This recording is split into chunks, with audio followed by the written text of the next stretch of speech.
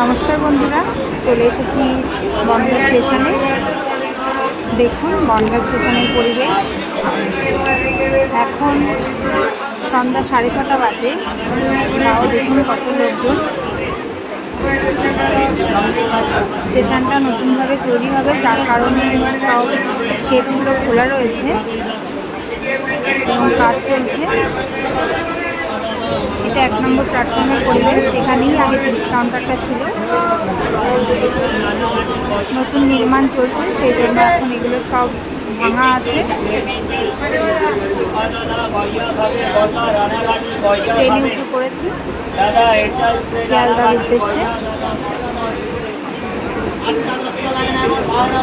যে যেখান থেকে দেখছেন অবশ্যই লাইক কমেন্ট করবেন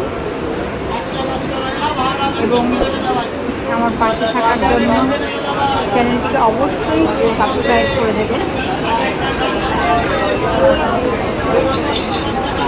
কারা কারা বনগাঁ থেকে দেখছেন সেটাও কমেন্ট করে জানাবেন। আমার শহর বনগাঁ।